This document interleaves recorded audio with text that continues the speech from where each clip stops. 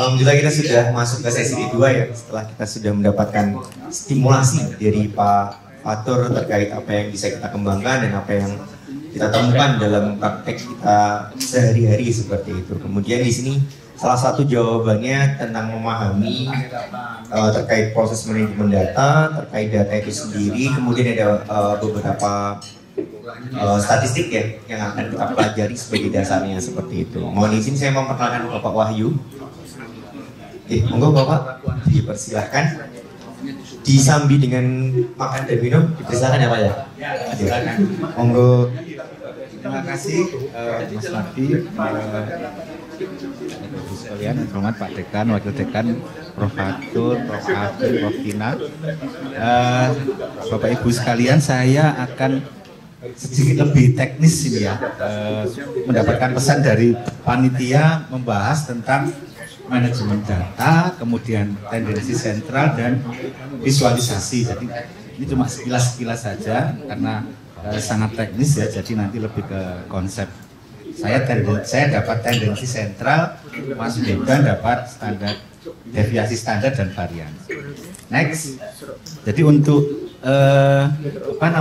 ini sedikit dengan manajemen data. Nah, beberapa program yang aplikasi analisis itu yang terbaru itu mulai menggunakan engine dari R gitu ya. R yang bentuknya itu kode-kode itu kemudian diwujudkan dalam aplikasi seperti JASP, Jamovi, terus ada beberapa itu engine-nya R, sehingga kita dalam mengolah data itu harus memahami karakter R environment itu. Nah, di dalam R environment itu ada setidaknya minimal 3 itu yang biasa kita pakai, yaitu karakter itu adalah teks gitu ya, tidak bisa tidak bisa dikalkulasi, di rata-rata dan sebagainya. Kemudian numerik itu data yang bisa bisa diterapkan operasi matematika. Kemudian ada yang namanya faktor gitu ya. Faktor itu kalau di dalam R itu datanya berbentuk kategorikal yang tidak bisa dicari rata-ratanya. Akan protes kalau R itu faktor kok dicari rata-ratanya gitu ya. Nah, ketika diimplementasikan ke dalam satu software itu akan mengikuti terminologi yang biasa kita pakai. Ada nominal, ordinal, scale. Nah, interval dan rasio itu masuk ke dalam scale karena bisa diambil rata-ratanya, dilakukan operasi matematika, dibagi dan sebagainya. Nah, ini saya contohkan di dalam JASP gitu ya. Jadi implementasi dari itu kita bisa memilih ini. Saya berdiri aja. Yang praktek saja ya. Nah, kita bisa izin ketutupan.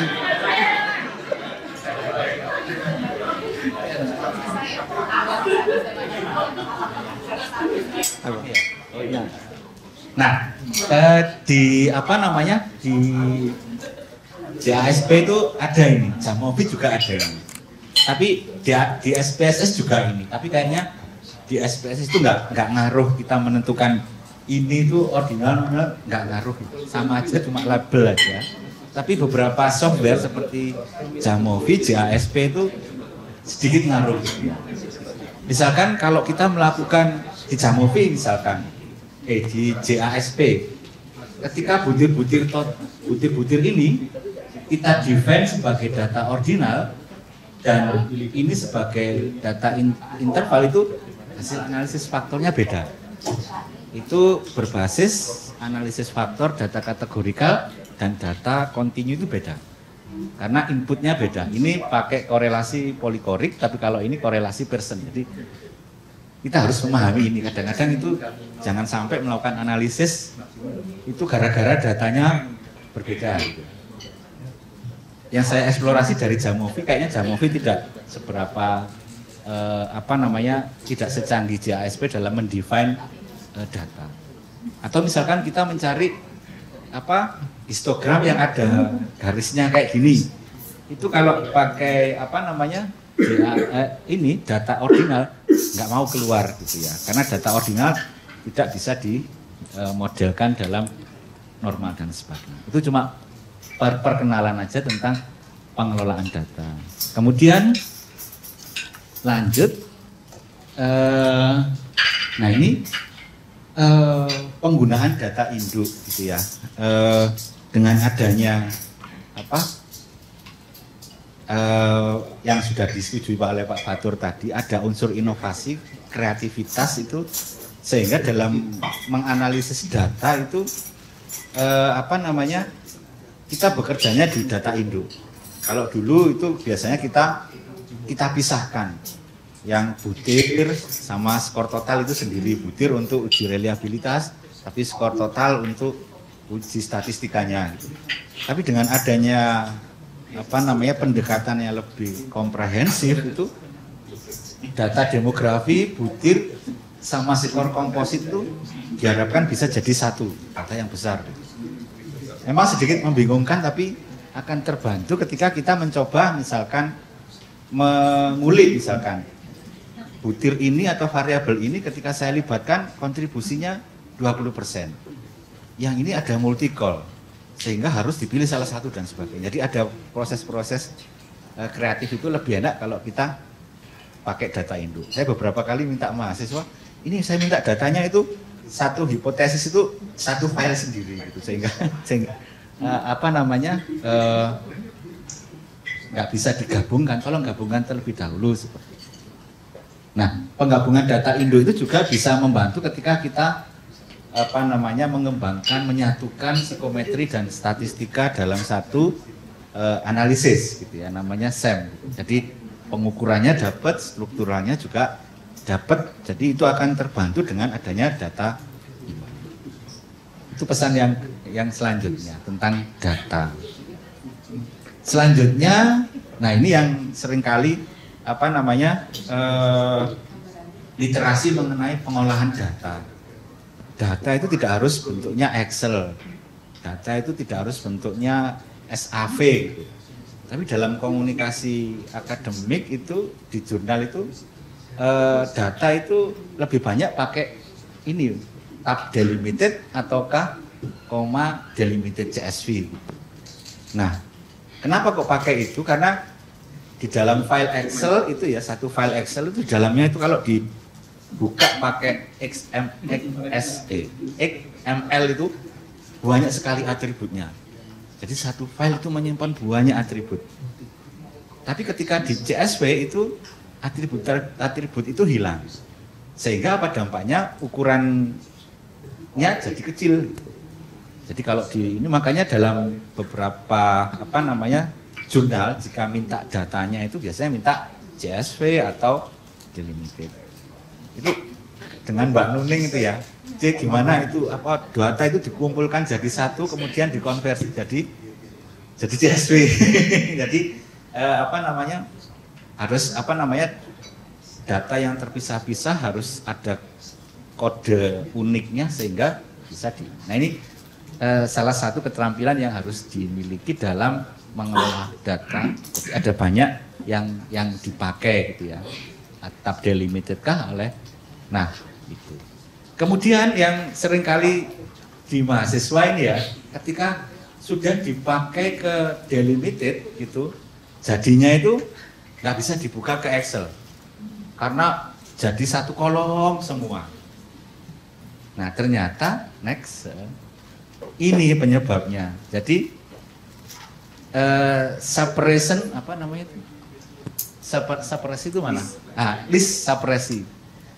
Kalau Indonesia itu antara satu data dengan data yang lain itu pakai titik koma.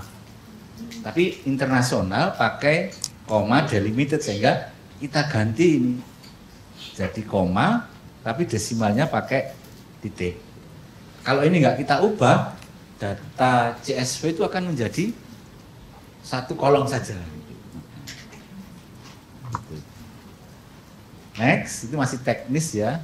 Kemudian, nah, kenapa kok pakai CSV, DAT dan sebagainya? Beberapa apa namanya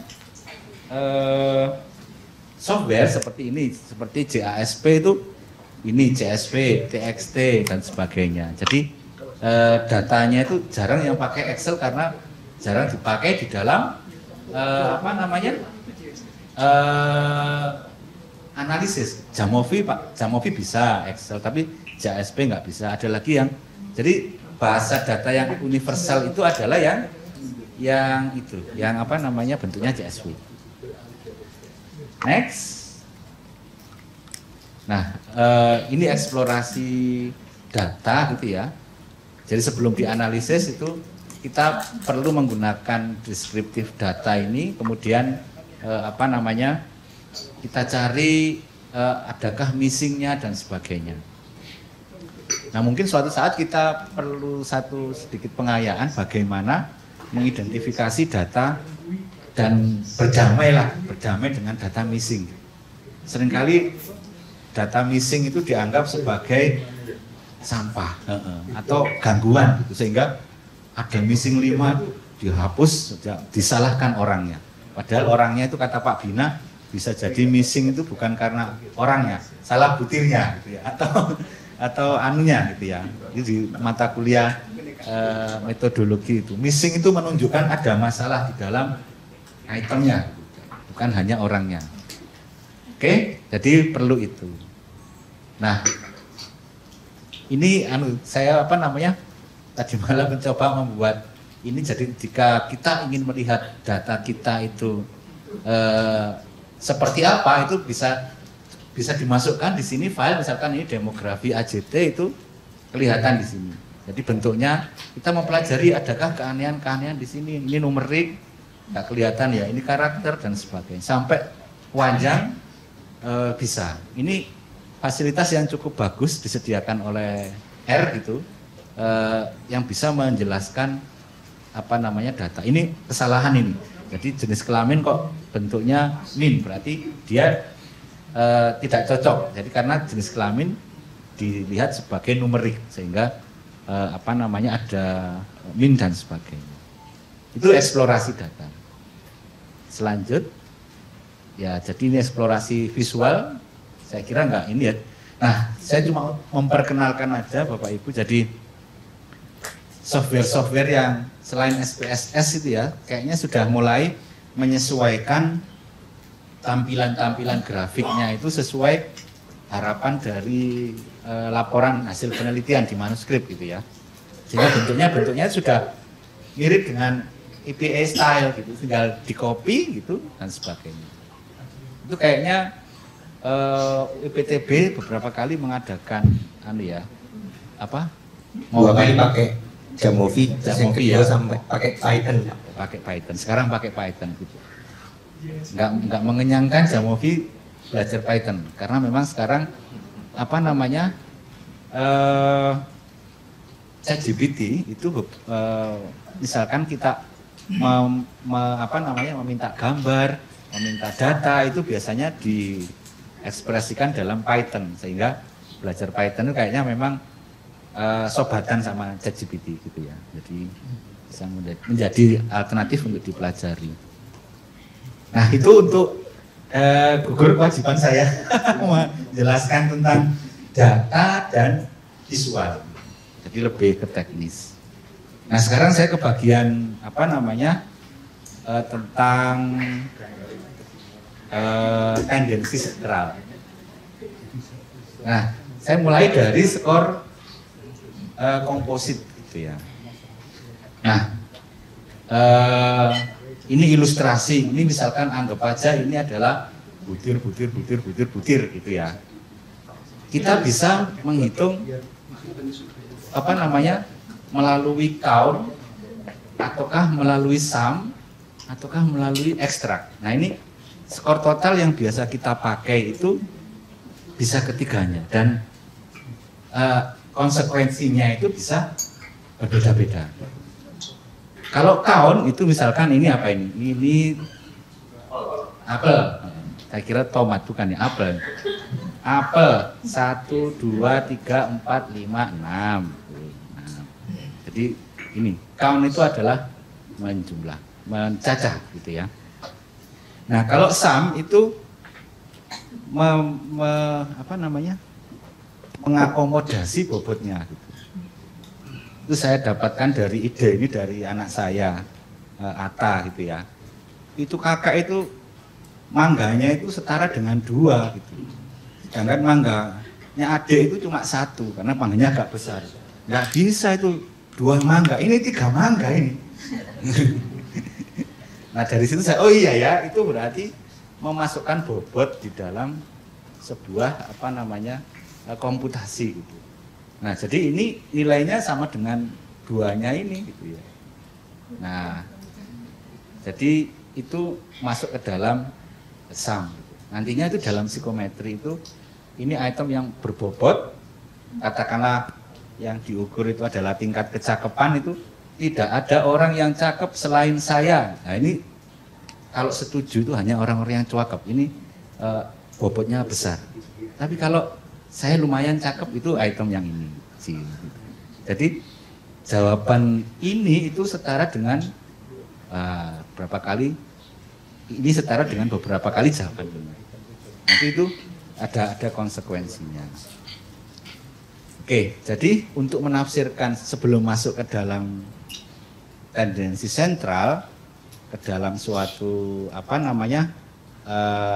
rata-rata menunjukkan kecenderungankah, konsistensikah, itu kita harus melihat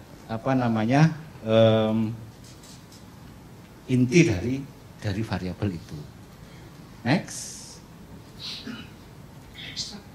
Oh ini belum Pak, ekstrak apa itu Pak? Ekstrak? Ya, oh itu belum disampaikan. Ya, ekstrak nanti yang lain. Ekstrak itu buahnya diperes gitu. Jus ya, next.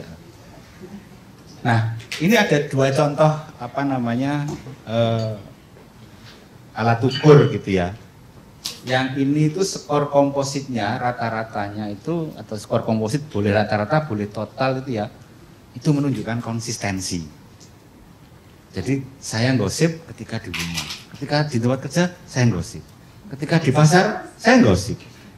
Jadi skor yang tinggi itu menunjukkan gosipnya istiqomah, konsisten gitu ya. Nggak bisa skor tinggi diinterpretasikan, wah gosipnya itu gosip parah, gosip tentang yang sangat tema-tema yang mendalam, nggak bisa. Karena hanya sebatas perilaku konsistensi. Tapi kalau ini bisa dikatakan gosipnya parah gitu ya. Tidak hanya membahas negara, bahas kehidupan misalkan gitu. Nah, jadi skor komposit itu di sini bisa menunjukkan sebuah capaian. Jadi untuk menarasikan nanti tendensi sentral itu suatu skor itu kita harus kembalikan kepada nature dari konstruk itu. Jadi apakah konstruk itu suatu yang konsistensi ataukah konstruk itu menunjukkan suatu capaian. Yang seringkali kita kenal itu kan capaian itu misalkan skala Gatman gitu ya. Jadi mulai dari perilaku seksual mulai dari yang tidak seberapa intensif sampai seberat intensif. Nah, ternyata psikologi itu juga banyak konstruk-konstruk itu yang capaian daripada konsistensi sebenarnya. Katakanlah agresivitas itu saya kira lebih enak dilihat sebagai capaian daripada konsistensi gitu ya. Jadi dia level agresifnya itu sudah pada mencederai daripada mencibir 100 kali itu lebih berat 1 kali mencederai misalkan. Jadi ini sudah masuk ke dalam yang tadi, yang sum itu tadi ini. Jadi menafsirkan capaiannya di. Karena kalau biasanya orang yang hanya sampai misalkan memukul gitu, dia tidak akan menyetujui item-item yang selanjutnya. Karena sudah levelnya sudah berurutan intensitasnya. Nah, yang saya dapatkan itu seringkali ketika kita menafsirkan skor yang tinggi itu sebenarnya ini konsistensi, namun kok diinterpretasikan layaknya suatu capaian, gitu. Sehingga kurang tepat. Next.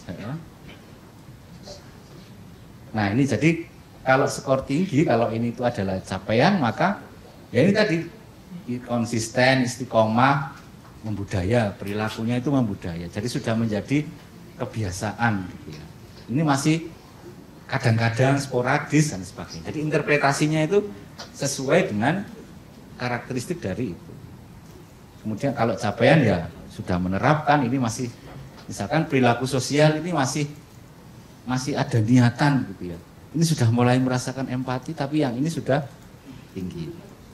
Nah, salah satu implikasi dari memahami skor itu adalah salah satunya memahami karakter dari variabel tersebut.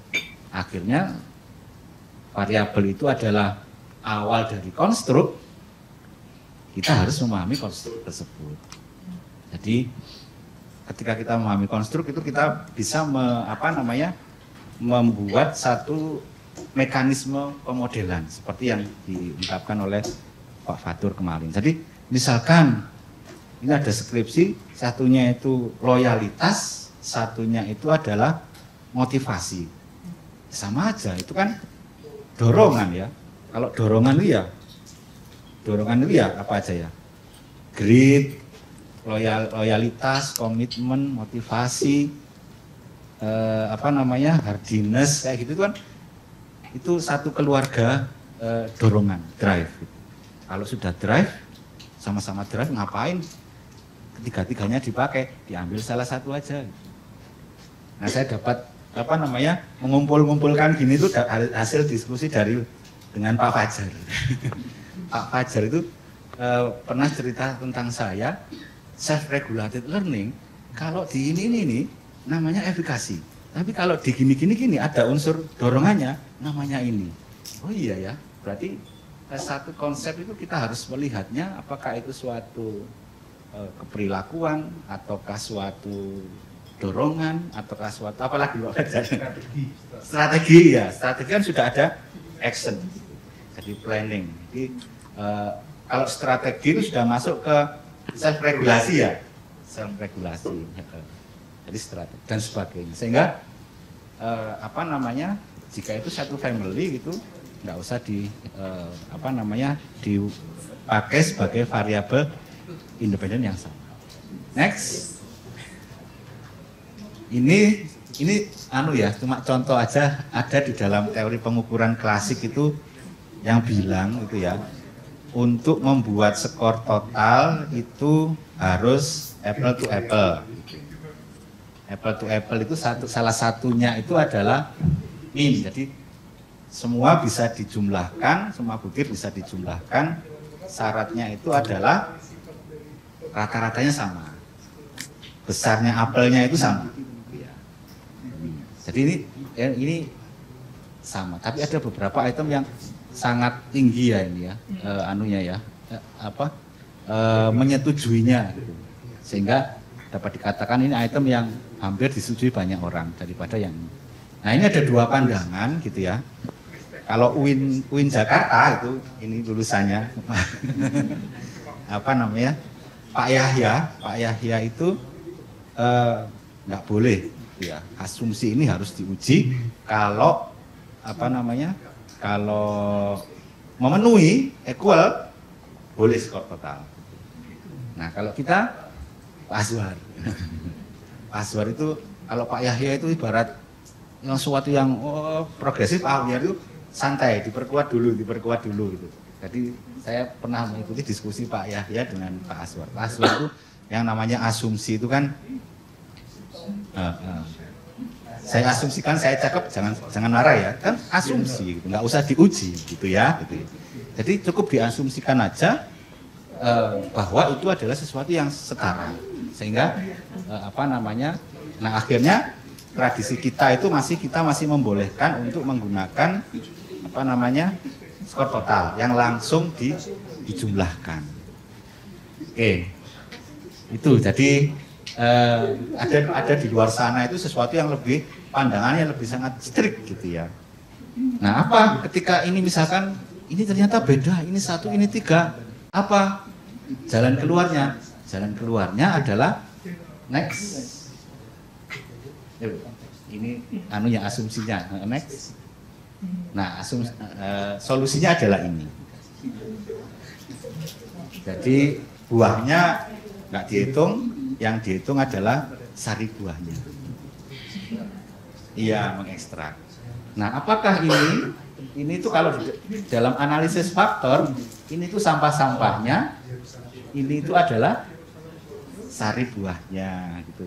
Nah, sementara kita itu kan menjumlahkan tadi apel itu kan menjumlahkan apel yang ada sampahnya gitu. Jadi tuh, kenapa kok ada sampahnya kok ikut dijumlahkan gitu? Karena sampahnya sedikit, apa buktinya? Reliabilitasnya tinggi. Tuh, jadi reliabilitas tinggi itu artinya ya kita boleh menjumlahkan itu. Jadi seperti itu. Ya, ekstrak itu adalah hasil yang didapatkan dari analisis faktor. Jadi skornya itu skor. Nah, ekstrak sama dengan buah ini skor. Selama ini kita menjumlahkan buah-buah yang di dalamnya apa namanya ada sari buahnya, ada ininya, ada apa namanya residunya. Rumusnya ekstrak. Nah itu panjang itu. Angka-angka. Mas Fahmi punya contoh ilustrasi angkanya. Ya. Faktor weight-nya terus varian sama ini enggak? Biar iya betul. Biar gampang. Waduh, boleh pakai flip chart di gambar. Iya. Biar teman-teman tahu. Iya. Misalnya dua variabel X satu. Kamu kan asisten ya. Tolong gambar.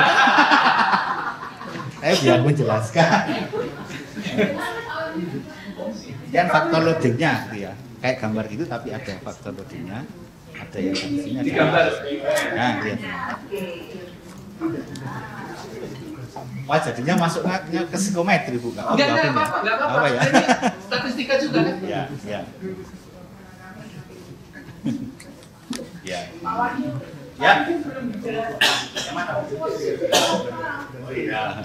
Jadi komposit itu adalah penggabungan gitu ya. Ada penjumlahan, pokoknya penggabungan bisa agregasi, bisa komposit, bisa mengambil kasih angka di tengah-tengahnya. X1, X2, X3 paling di atasnya itu loh, angka di atas. Nah, ada angkanya ini berapa? faktor loading. Nah, Yang gede 0,8. bisa. Ya, Ada yang 0,3 bisa. 0,8, 0,6, 0,3. Nah ini 0, misalkan 2. Ini 0,4, 0,8. Nah ini ya. Ya. Nah, faktor loading itu menunjukkan seberapa besar peran ini ya, air ini ada di dalam sari buah, ini ada di dalam butir. Makanya tapi semua sari buah itu ada dalam butir. iya, Jadi ini hitungannya buahnya gitu. Sarinya itu sekian. iya. Terus Ini ampasnya ini. ampasnya. Dan Nah, ya, ya, ampasnya error. ampasnya errornya. Jadi sesungguhnya sari buah adalah X1. Sari buah juga. Ini. Jadi Sari buah adalah X1, X2 dan X3. Buahnya. buahnya. Ilustrasi buah saja. Gambar dijual. Ilustrasi Gambar. X1 itu buah. Misalnya mangga gitu loh, Mas. Jeruk, jambu. Ya, ini mangga 1, mangga 2, mangga 3.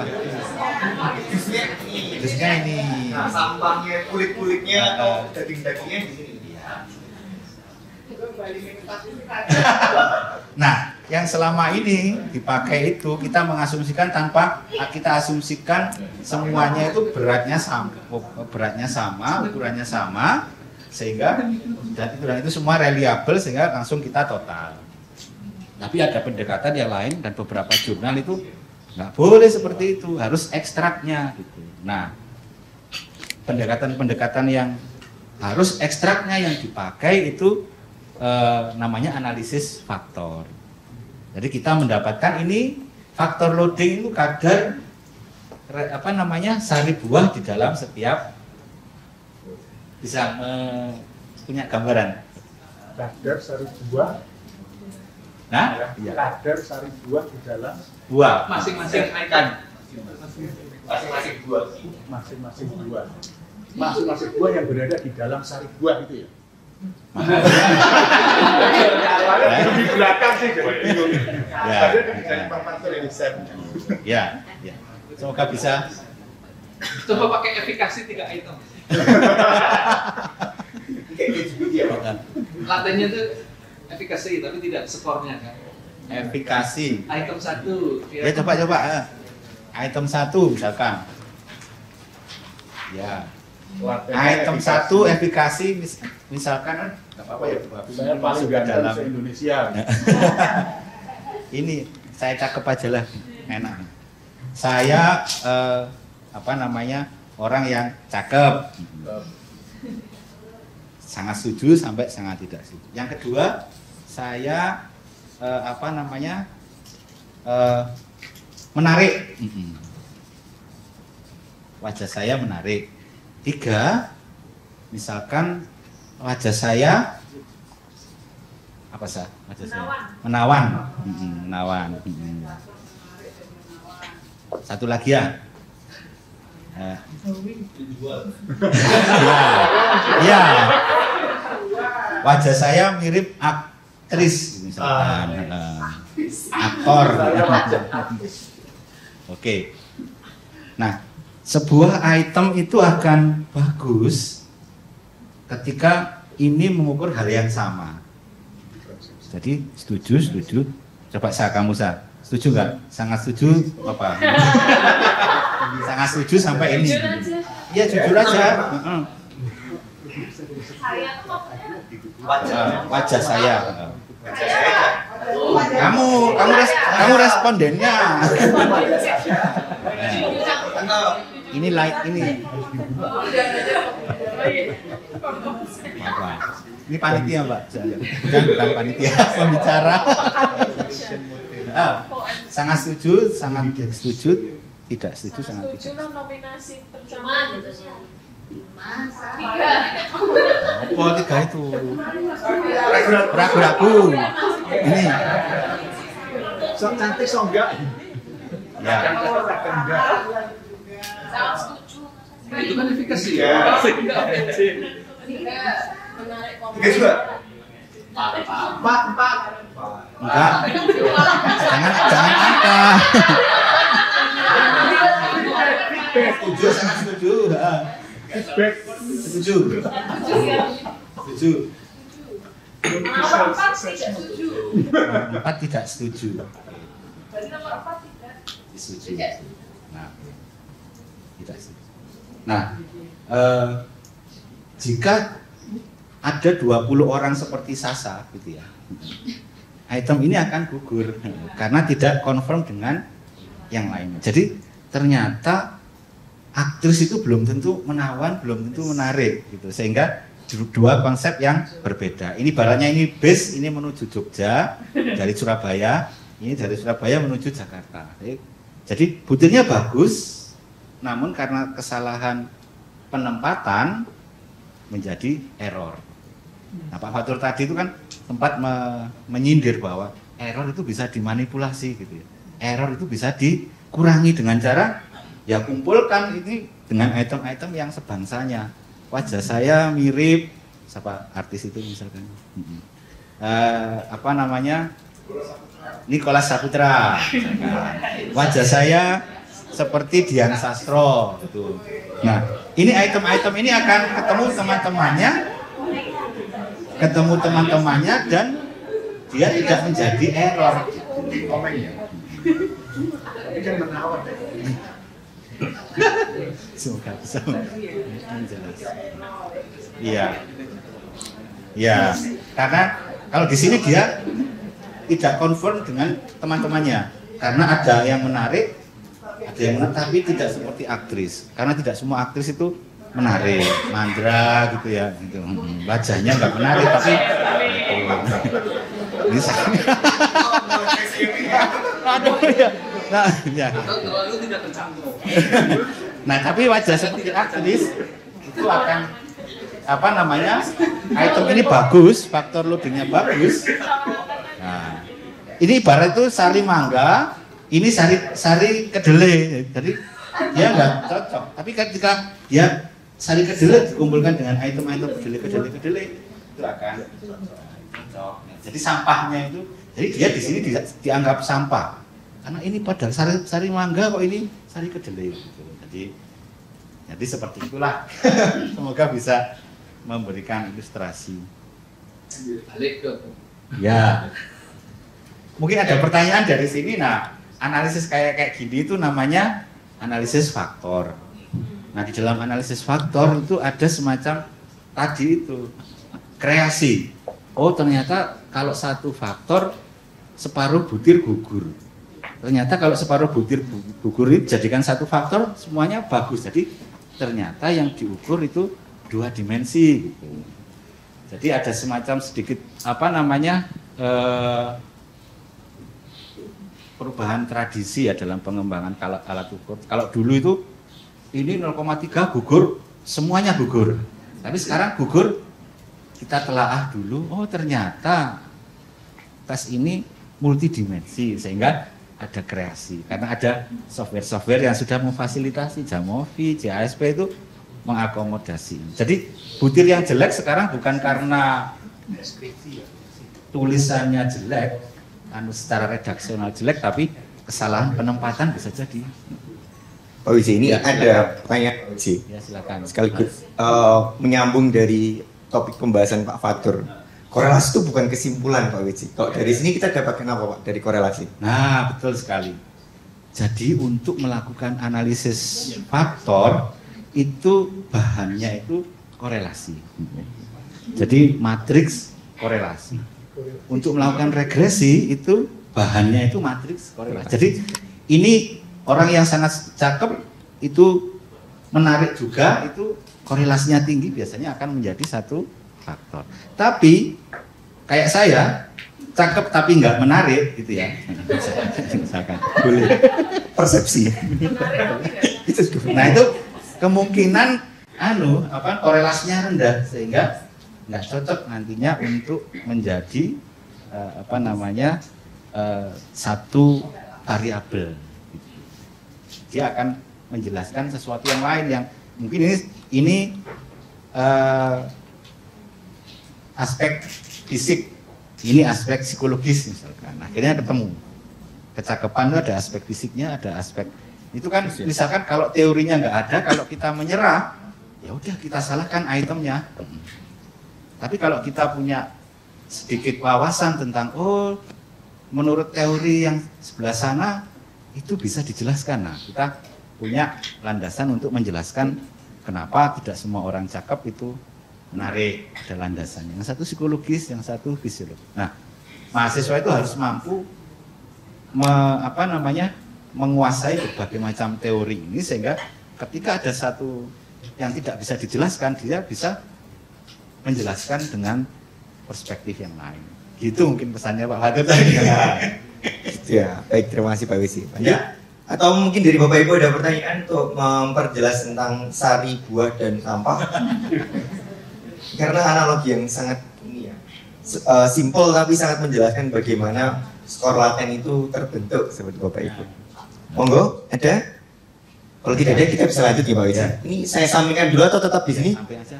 Enggak kelihatan. Oke, silakan Pak, bagus. Benar Pak? Kan kadang kita menguji reliabilitas dengan alfa itu ya. Tapi ketika kita analisis faktor itu kan sebetulnya juga mencerminkan reliabilitas kalau sudah satu faktor. Itu yang lebih bisa dipercaya berarti yang faktor. Iya sih ya, kalau karena seperti ini ya. Jadi di Jamovi, di JASP itu ada indeks yang baru. Selama ini kita pakai alfa ya. Pakai alfa itu ada indeks namanya omega. Nah kalau alfa itu bahannya korelasi antar butir. Tapi kalau omega ini bahan-bahannya. Gitu. Ya, untuk meningkatkan omega itu faktor loading ini. Rumusnya ini masuk ke dalam. Jadi analisis faktor, ya betul. Ya. Item yang semakin banyak item yang berkontribusi terhadap atau item yang punya sari itu omeganya tinggi. Tapi belum tentu alfanya tinggi. Jadi kadang-kadang ada sedikit gesekan antara alfa sama omega. Jadi beberapa software JASP, Jamovi itu dikeluarkan dua-duanya. Silakan pilih yang mana. Pertanyaan lanjutannya, kalau itu alfanya mungkin 0, berapa ya? Iya. 7. Iya. Terus setelah analisis faktor ternyata yang kuat faktor loading cuma 3. Iya. Apakah berarti yang 3 itu cukup untuk merepresentasikan yang 5 itu? Faktor itu, konstruk itu. Iya. Itu maksudnya yang roadnya komisi 3. Iya. Maksud 3. Yang jelek itu. Joynya jelek. Itu kalau di alfa lagi 3 itu kan? Ya, jadi yang 5 Belum tentu, belum. Oh ya. Iya toh? Iya. Belum tentu sih. Belum tentu juga sebetulnya. Yang paling stabil sih itu omega ya. Jadi ketika kayaknya semua item itu saringnya sudah banyak, itu 3 pun itu bisa menjadi omega yang tinggi. Tapi kalau alfa kayaknya butuh banyak item. Dua ini ada juga omega-nya atau tidak kan juga beda. Ya, betul. Karena omega kan faktor loading sudah di sini gitu. Nanti bisa mengancam konten validity nggak? Nah, beda itu. Beda lagi ya? Ini kan reliabilitas. Ah. Nah, kalau apakah 5 jadi 3 itu mengancam konten validity itu bahasan terpisah. Itu bahasan apakah menjadi representasinya berkurang ataukah relevansinya itu kualitatifnya lah istilahnya. Oh, harus dicek anunya. Iya. Katanya Pak. Iya. Iya, matur nuwun. Ya, silakan Ibu. Oke, Bapak, Mas Lukman tolong. Itu kan idealnya itu kalau jeruk kemudian jadinya jus jeruk. Jus jeruk Ibu. Ya, Rasa jeruk. rasa jeruk. Ya. Nah, kalau terjadi jus jeruk rasa mangga, ya. Jadi kan cross loading ya.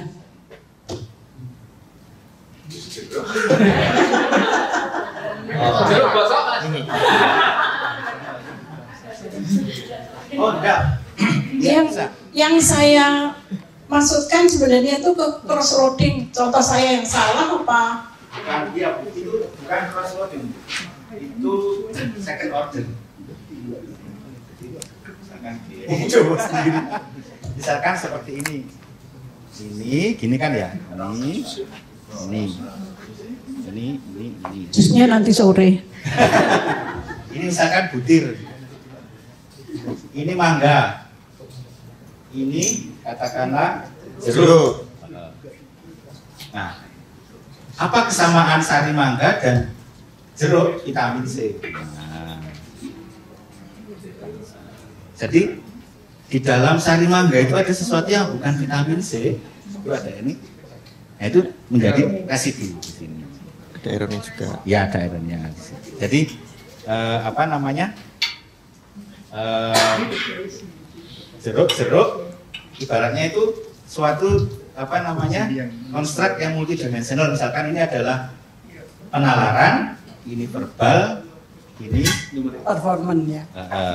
verbal performance, verbal figural kalau PAPS. Ya. Apakah ini Bu?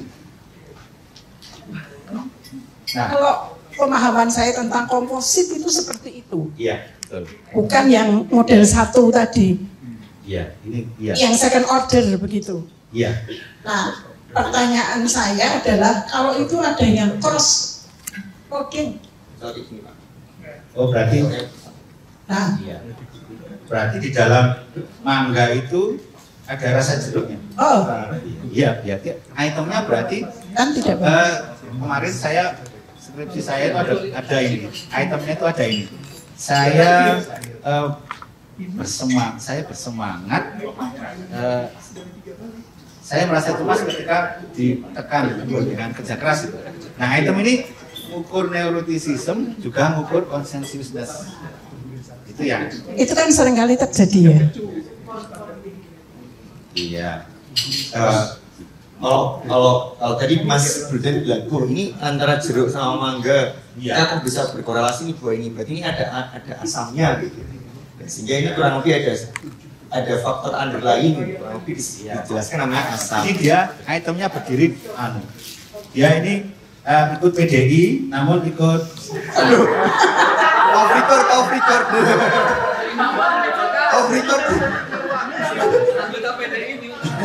Ikut PDI tapi jiwanya ikut Nasdem. Jadi dia berdiri dua kaki.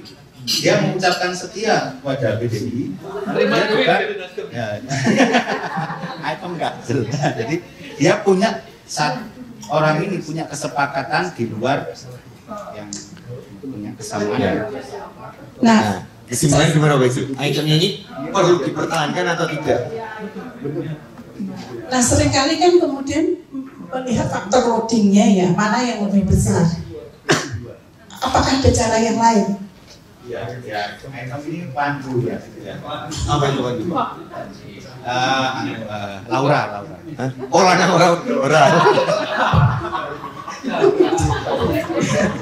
Ya. Laura, tapi kalau jantan berarti kita ibaratnya kita terima karena dia jantan ya, kita hanya berbasis faktor loadingnya saja. Tapi kalau jantan tapi Laura, kelauranya itu mengganggu. Jadi pertimbangannya terserah aku pakai. Tapi sejauh dia efektif dalam mengukur itu. Mungkin seperti itu dulu ya Bapak Ibu, kita lanjut pada materinya. Samun ya Bu, maaf nanti kita lanjutkan di sesi agak akhir. Enggak sih dilanjut. Kita usah nggak boleh. Terakhir ya Pak, yang lain jangan nanya ya. Temanku. Sederhana saja sih. Kalau tadi kan dapat insight dari Pak kan berarti kalau skripsi itu sekarang minimal regresi ya. Kemudian kalau melihat insight dari Mas Wahyu berarti alfa nggak bisa dipakai, berarti menggunakan ini skripsi sebaiknya. Enggak, beda. Ini kan Ataukah itu hanya dipakai untuk kasus khusus kan? Kemudian nanti untuk uji hipotesis apakah skripsi itu harus menggunakan latent variabel? Pertanyaan baru kan? Iya. Pertanyaan pertama, apakah tadi pakai skripsi? Skripsi harus pakai, nggak bisa pakai alfa lagi, harus pakai seperti ini. Ada ukuran yang lain ya, ukuran alfa, ukuran omega, ukuran theta gitu ada. Jadi dan software itu banyak sekarang ini.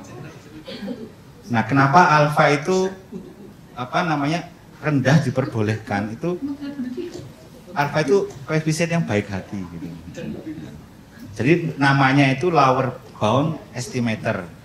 Jadi reliabilitas sesungguhnya itu di sini itu alfa nggak pernah mengambil yang di atasnya. Jadi saya mengenerate data, simulasi data itu saya ketahui pokoknya alfanya reliabilitas segini. Estimasi alfa itu selalu di bawah, nggak mungkin dia di atas. Jadi dia estimator yang lower bound istilahnya. Jadi, enggak. Misalkan alfa itu 0,6, reliabilitas sesungguhnya itu pasti di atas 0,6. Dia sumeleh ya, Anda pasor gitu ya. Jadi makanya kita perlu estimator yang ya. Terjawab Pak? Belum. Pertanyaan yang kedua. S1 masih boleh pakai alfa? Pakai alfa. Alfa itu banyak yang kritik, tapi salah satu kelebihannya itu komparabel. Banyak yang melaporkan alfa gitu, sehingga udah dilaporkan alfa supaya komparabel dengan nanti kita bahas di kayak ginian lagi tapi yang psikometri lah. Oh ya, bisa Pak. Yang kedua Pak pakai laten gitu. Nah, apakah S1 sudah dibolehkan dia harusnya pakai laten atau special case aja? Variabel laten sudah mulai masuk di TAPP. Jadi karena dengan adanya kemudahan Jamovi sudah mulai, bahkan sudah masuk ke IRT ya. Jadi diskalakan melalui IRT. Jadi analisis faktor sudah masuk ke situ. Ini Pak Ridwan kan bicara tentang leveling tugas akhir. Iya. Urusannya prodi bukan urusannya. Ya urusan polisi ya, ini urusan ilmiah Pak Matur ya. Iya. Oh, makanya Pak Kaprodi nanya sebagai dasar. Iya. Nah, yang polisi-polisi kita pinggirkan dulu. Ini baru ilmiah Pak. Oke, pertanyaan satu itu bisa untuk dilanjutkan ke materi selanjutnya, saya pinggirkan dulu. Oke, sekarang interpretasikan urutan apa namanya pemusatan ya. Ini tugas utama saya ini. Kalau Mas Burdan ukuran per dispersi. Nah, nah ini yang tadi yang Pak Fatur sampaikan. Jadi untuk melakukan pemanaan terhadap rata, kita membutuhkan suatu acuan gitu. Nah, ada dua jenis acuan. Yang pertama, ya mana ya? Next, sebelum.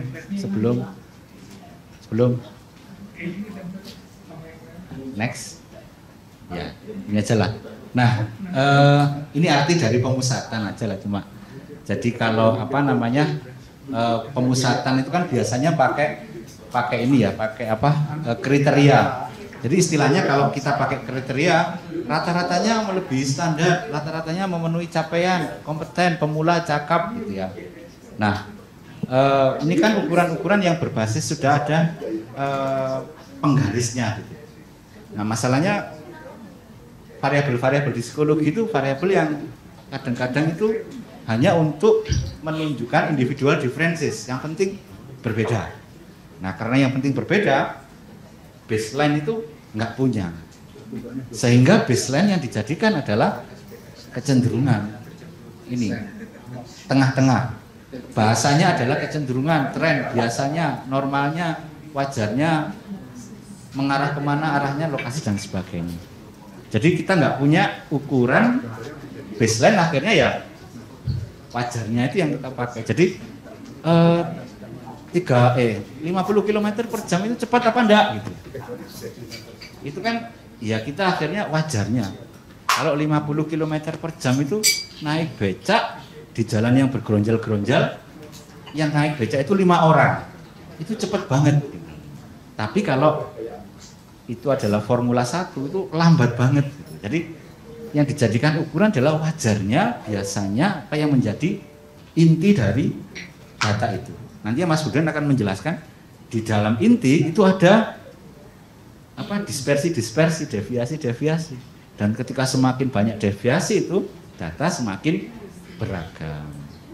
Jadi pemusatan itu dalam hal ini baseline-nya kalau konstruk-konstruk psikologi yang lebih banyak menekankan kepada individual differences tanpa adanya penggaris itu ini baseline.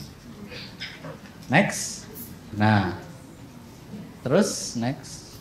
Nah, untuk membuat acuan itu ada dua cara. Yang pertama itu acuan berdasarkan kelompok dan acuan berdasarkan norma dan kriteria.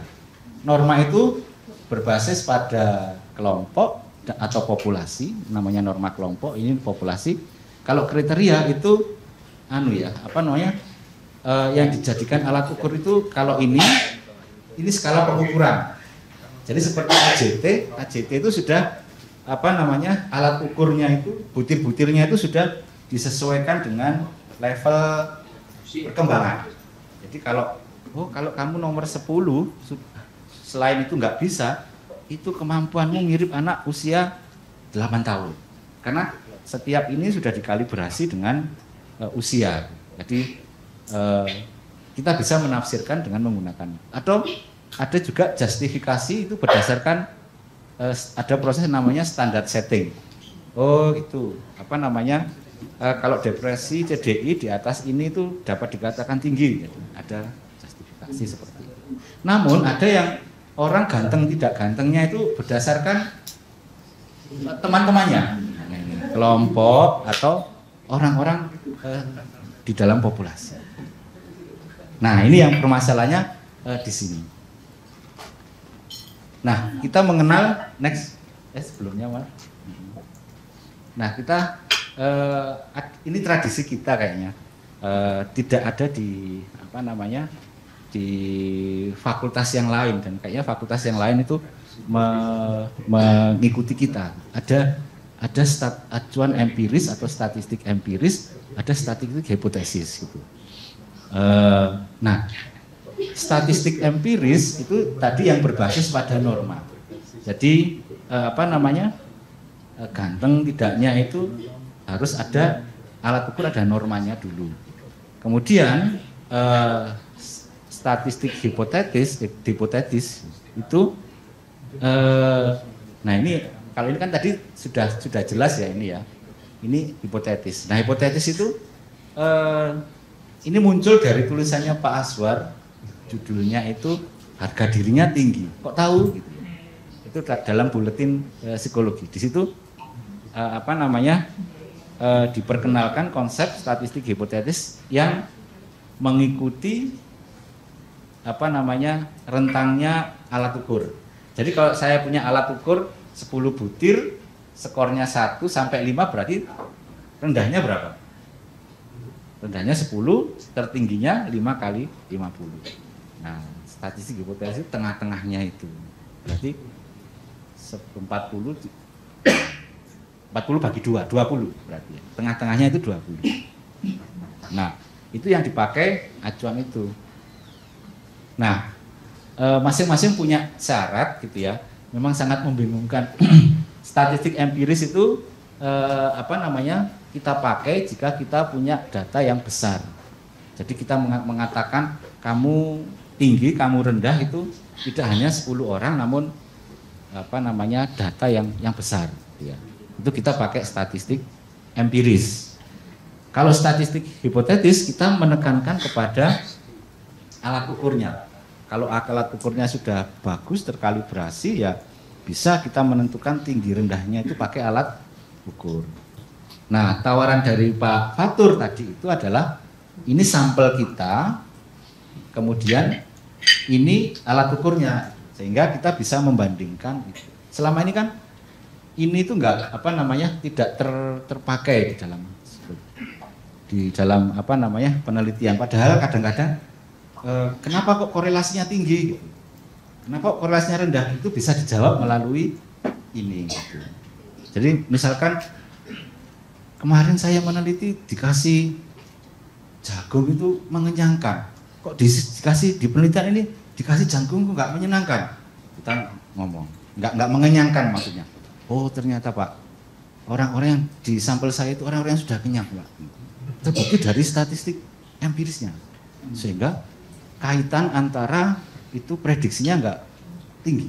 Misalkan seperti itu, ada banyak cara untuk memanfaatkan ini dalam dinamika psikologis, dalam apa namanya pelaporan.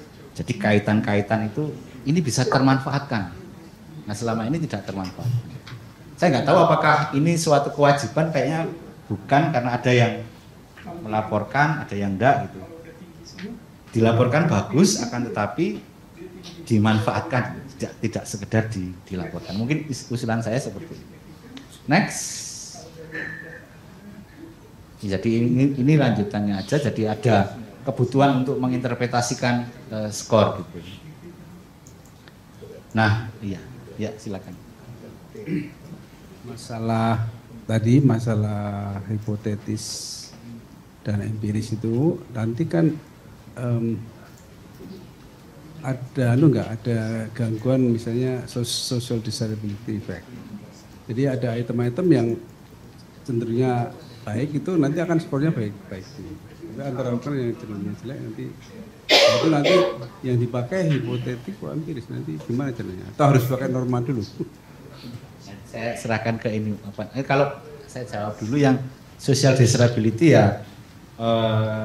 Memang selalu ada ya, tapi dengan adanya sampel yang besar itu kayak gitu itu kan tereduksi ya. Kalau secara teoritik random yang faking, social desirability itu kan ternetralisir dengan penggunaan subjek yang besar atau penggunaan administrasi skala yang tidak mengancam, aman dan sebagainya. Jadi bisa direduksi lah itu. Nah sekarang itu untuk acuan untuk menyusun interpretasi itu yang perlu kita buat gitu agar mahasiswa tidak sekedar mengkategorikan tapi tidak punya fungsi di dalam penelitian tersebut. Next, nanti bisa dibaca aja. Nah, jadi contoh ini korelasinya, prediksinya tidak besar karena apa? Karena data banyak yang mengumpul di level rendah. Nah, ini kan kita bisa mengeksplorasi lebih lanjut. Tidak sekuat ketika ada banyak juga data di sini. Nah, jadi kategorisasi itu bisa memberikan bahan untuk menarasikan hasil analisis. Next, itu dari Nabi ya. Oh ya. Nah, oh iya, ya ini iya. Berapa nih? 10. Kurang cuma 3 slide kok. Ini jadi di dalam regresi min itu nantinya menjadi ini intercept gitu. Jadi intercept itu akan mendekati nilai min.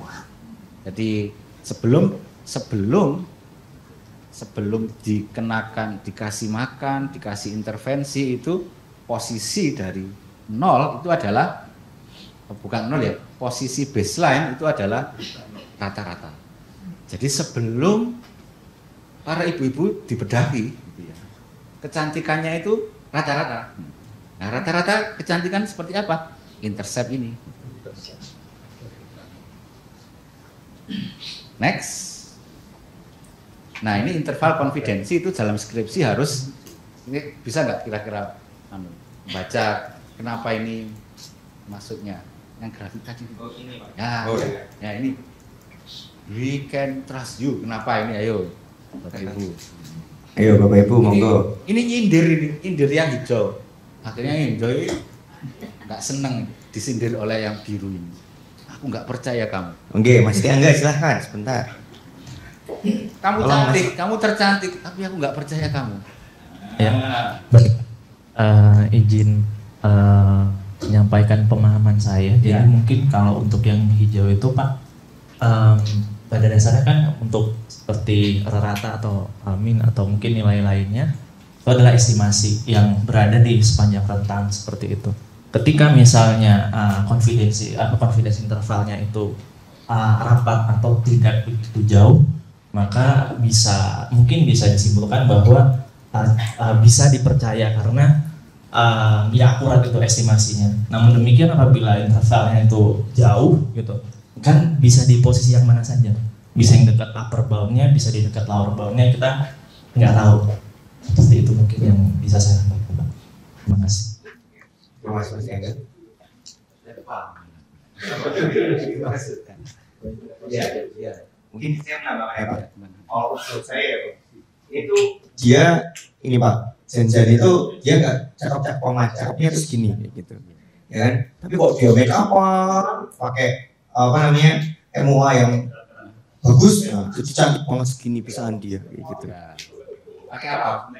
Pakai apa mereknya? Monggo ibu-ibu. Wadah.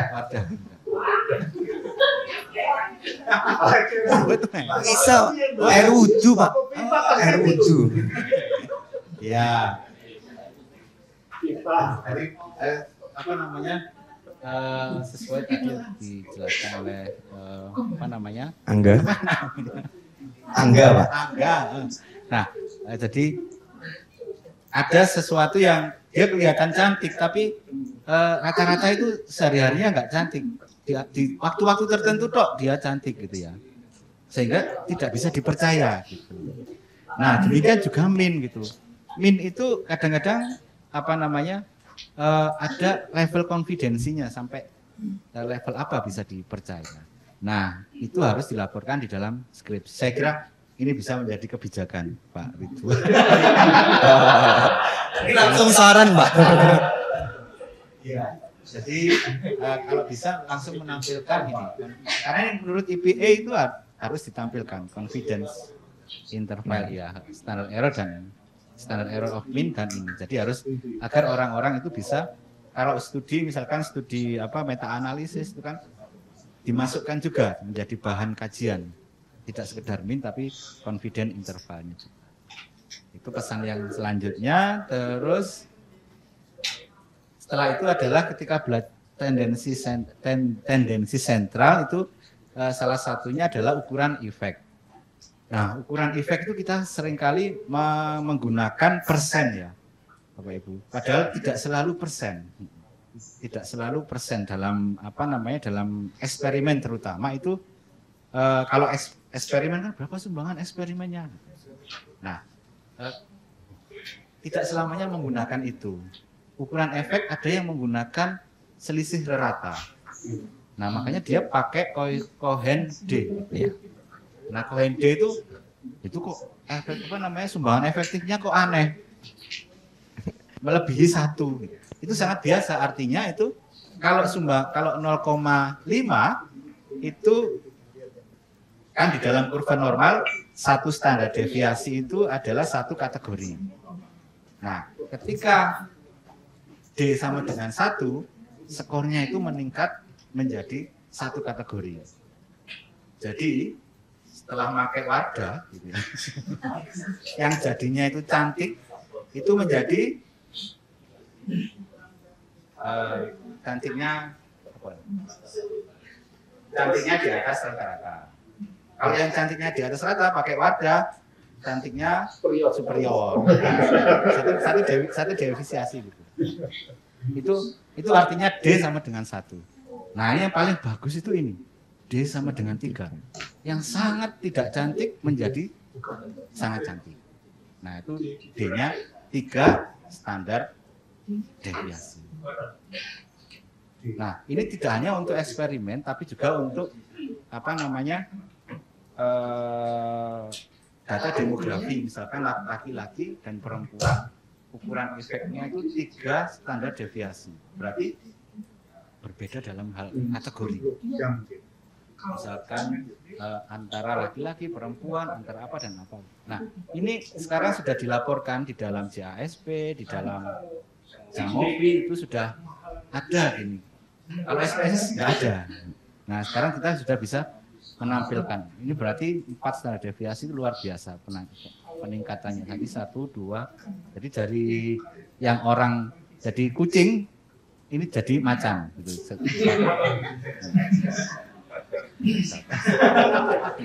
Jadi 4 standar deviasi. Ya, silakan. Nah, kita sebutkan explain persen. Ya. Jadi beda. Ini perubahan skornya. Kalau partial skor itu adalah perubahan dari sisi persen. Jadi misalkan ini Cohen setara ini itu setara sumbangannya misalkan 94%. Ada tabel konversinya. Saya cuma pesan dalam tendensi sentral itu tidak selamanya selisih rata-rata perlakuan itu pakai persen tapi pakai ukuran standar deviasi. Nah, ini nanti akan dibahas oleh Mas Pak Wildan di standar deviasi. Melimpahkan tugas. ya. Persen. Jadi misalkan variasi. Perlakuan apa lagi? Jangan wadah yang lain nih. Estradiol. Ini Pak WC lama jadi brand ambassador.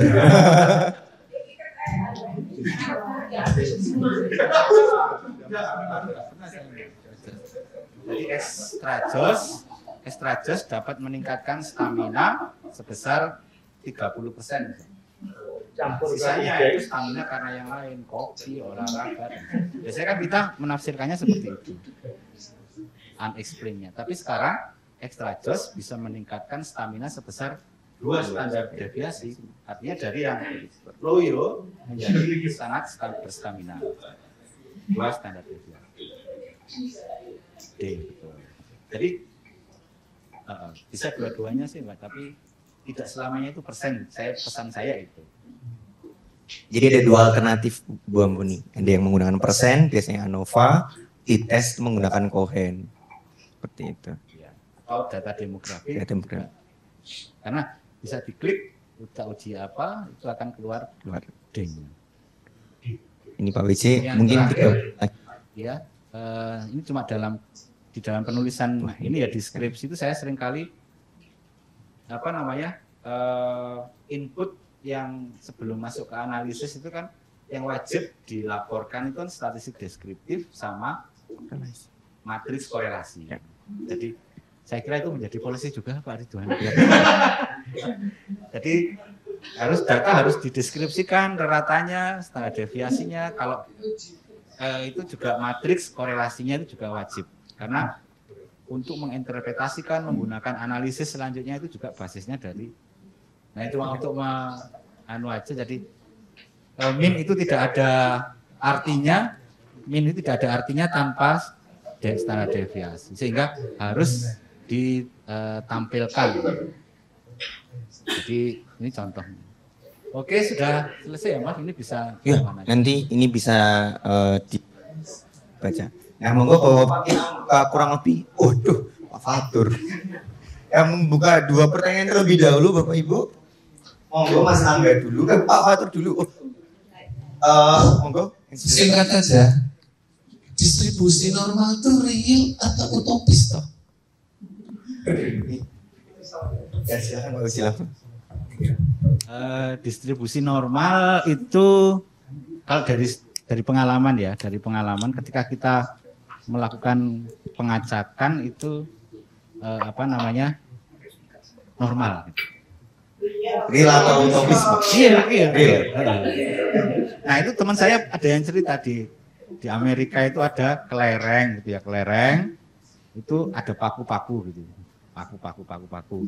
Terus kemudian dibuka ininya, kelereng 1. Nah sampai kelereng ke-30 itu agak normal dikit gitu. Apalagi ditambahkan kelereng, padahal ini acak. Itu variabel psikologi Pak. Nah iya, psikologi ya. Kalau variabel psikologi kayaknya nggak pernah normal ya Pak. Iya, jadi kalau dalam variabel psikologi saya jarang yang normal. Utopis berarti kalau variabel psikologi. Ya, mulai utopis. Cukup, Pak Fatur? Ada probing lagi Pak? Bukan, ya biar kita tahu lah bahwa kok Moyoro minta harus normal. Ya betul, ya. Padahal kita punya formula-formula yang tidak normal juga boleh. Betul. Siap, terima kasih Pak Fatur. Silakan Mas Angga. Ya, izin bertanya Pak Wahyu. Mungkin saya izin tanya terkait bagian-bagian yang di awal Pak tentang pengelolaan missing data. Jadi sebatas yang saya ketahui kan sekarang itu tidak disarankan untuk listwise deletion. Jadi menghapus subjek itu apabila ada missing data tidak disarankan. Dan juga yang mungkin pengelolaan yang saya ketahui itu mungkin di konteks pemodelan struktural atau SEM kan bisa pakai full information maximum likelihood. Cuman kalau untuk konteks di luar SEM gitu best practice-nya seperti apa ya Pak? Mungkin kayak penelitian di luar konteks ASEM seperti itu. Mohon fatwa best practice-nya gimana Pak? Terima kasih. Memang yang ada 3 ya Bapak Ibu, 4 malah. Yang pertama itu kalau ada data hilang ya listwise deletion atau pairwise deletion ya. Kalau misalkan ini kosongnya di variabel ini, jadi dia tidak dilibatkan dalam korelasi, itu pairwise ya. Kalau listwise berarti orangnya kamu kosong keluar dari dataku, jadi subjeknya 30 sisa 29 dihapus orang itu. Terus ada lagi yang satu tadi itu full information maximum likelihood, itu dia dari sebelum masuk ke full information itu di rata-ratakan, diambil rata-ratanya, interpolasi dan sebagainya. Kemudian yang agak canggih lagi itu FIML itu pola. Jadi orang lain itu polanya seperti ini, oh berarti dia polanya seperti itu. Jadi based on pattern. Nah, FIML itu sudah ada di dalam Jamovi, JASP itu sudah masuk. Jadi kalau data hilang nggak usah diapa-apakan, itu sudah menjadi prosedur default dari analisis itu. Fatwanya sudah mendapat. Uji nanti jadi brand ambassador, jadi ulama psikometri. Oke, mungkin cukup dulu ya Bapak Ibu karena mengingat sudah jam. Wafi. Udah tuh Bu. Untuk nggak ada yang nanya, Mas kalau datanya missing kan seperti itu. Kalau kartu kreditnya missing gitu. Nah, kalau itu Pak Marino yang bisa jawab. Wafi cukup ya Bu? Atau ada yang pertanyaan dulu Bu? Satu aja. Komen aja Bu. Coba ditayangkan yang PPT berapa ya? Yang awal-awal tadi. Slide awal ya Bu. Oh, mana ya? Yang standar setting tadi. Oh, standar setting gitu. Ya. Nah, ini. Jadi selama ini kan kita mengkategorikan kategorisasi itu berdasarkan norma ya. Yang banyak kan begitu. Nah, sayang kita nggak ada waktu untuk bicara tentang standar setting ya. Ini barangkali ke depan bisa menjadi satu bahasan khusus saya kira. Itu aja komen saya. Nanti baca disertasinya Treddy. Ya, baik Bu Afin, terima kasih Bu karena ini masih kita pertemuan awal ya Bu. Jadi kita membahas masih basic-basic yang lagi, terus nanti kita akan ke depannya refreshment-nya semakin advance kayak gitu Bu. Seperti itu ya Pak Bisi. Terima kasih Bu Afin. Mungkin saya tutup sesi kali ini teman-teman, mungkin sedikit merangkum ya bahwa yang dibahas dari sesi ini adalah tentang tendensi sentral, bahwa tendensi sentral itu adalah sumber untuk memberikan makna terhadap skor yang ada seperti itu. Karena skor ketika tidak diberikan makna ya skor hanya skor. Gitu. Oh, saya kira Bu Afin ngacung gitu. Seperti itu. Terus kemudian sedikit menyambungkan dengan apa yang dibicarakan oleh Pak Fatur bahwa korelasi itu tidak merupakan produk akhir, melainkan itu adalah produk awal ya atau hasil awal sehingga kita bisa melihat tren dari data kita. Nah dari situ kita bisa olah lebih lanjut mendapatkan kesimpulan seperti itu. Kemudian tendensi sentral ini juga sebagai salah satu metode untuk memberi makna dengan cara empiris maupun hipotetis ya, sehingga kita bisa memaknai skor itu. Terakhir, confidence interval bahwa tendensi sentral tidak murni sebuah skor yang bisa dipercaya 100%. Tapi kita juga harus melihat seberapa dipercaya nilai tendensi sentral itu. Seperti itu nih. Mungkin saya sudahkan untuk sesi kali ini. Kita beri aplaus buat Pak Bisi dulu.